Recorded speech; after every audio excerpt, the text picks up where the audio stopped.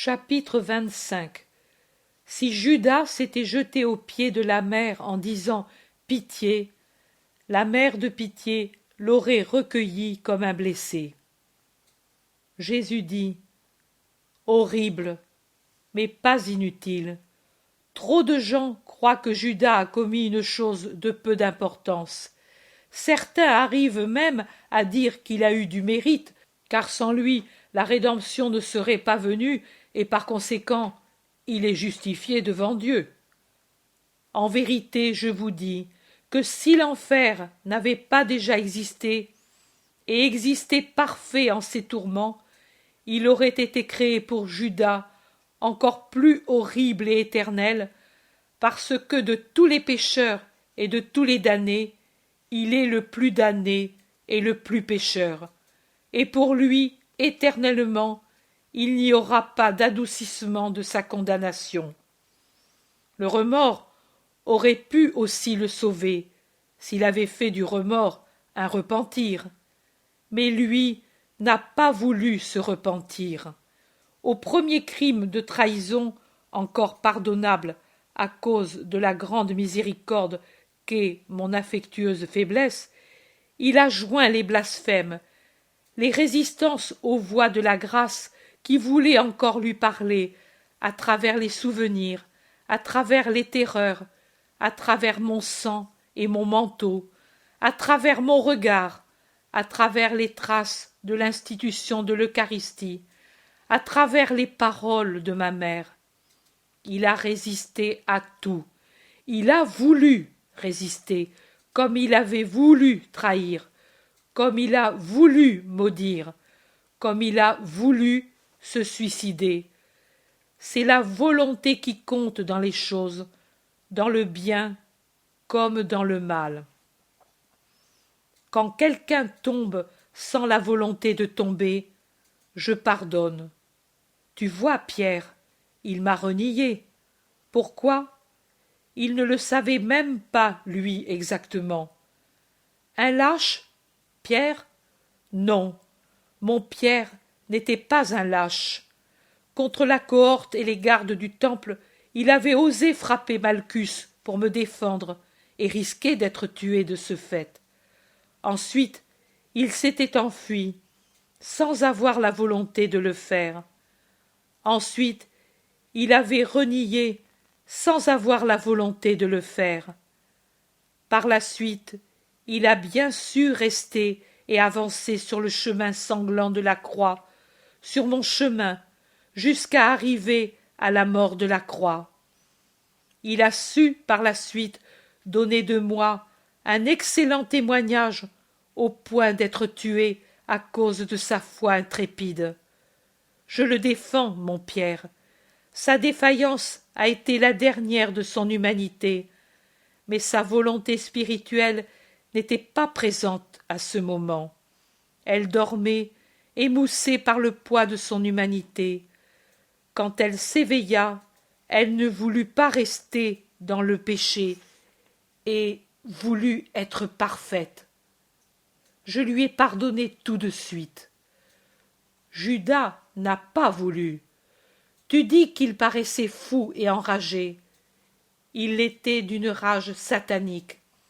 Sa terreur à la vue du chien, animal rare, en particulier à Jérusalem, venait du fait qu'on l'attribuait à Satan depuis un temps immémorial, cette forme pour apparaître aux mortels.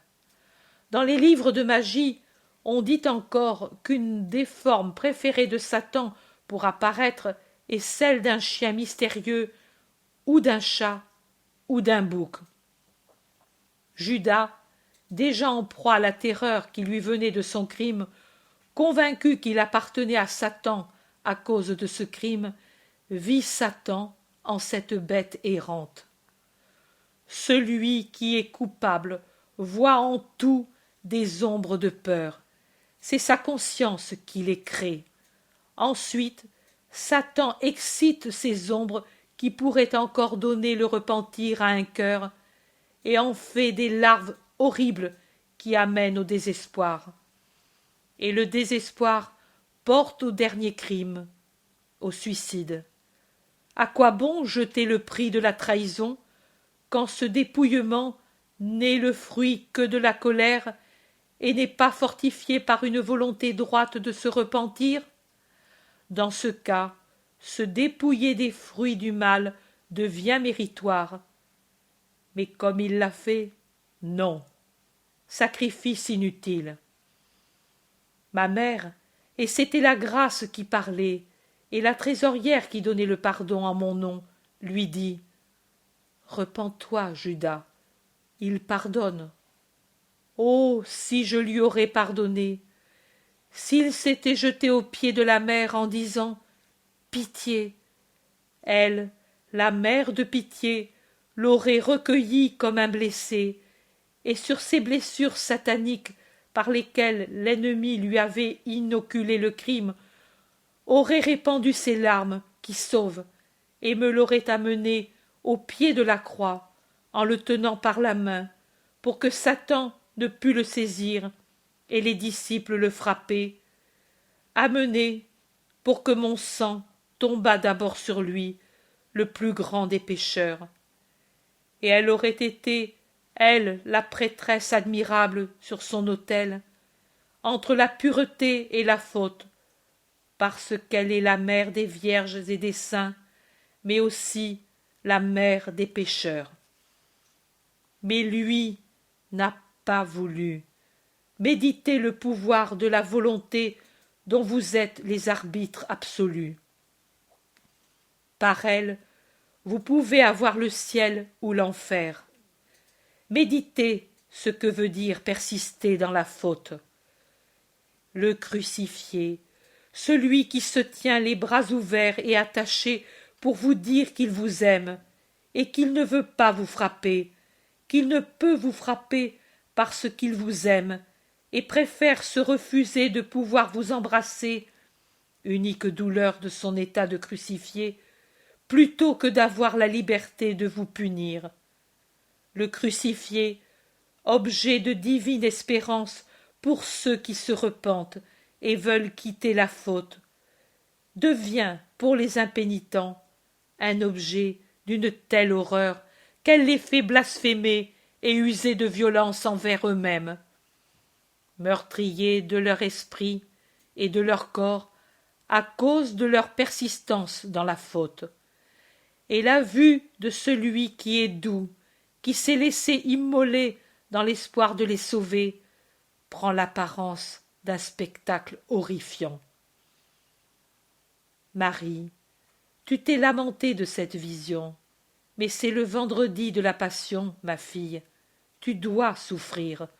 Aux souffrances que tu endures à cause de mes souffrances et de celles de Marie, tu dois joindre tes souffrances à cause de l'amertume de voir les pécheurs rester pécheurs. Elle a été notre souffrance, celle-là. Elle doit être la tienne. Marie a souffert et souffre encore de cela, comme de mes tortures. Tu dois donc souffrir cela. Maintenant, repose. Dans 3 heures, tu seras toute mienne et de Marie. Je te bénis, violette de ma passion et passiflore de Marie.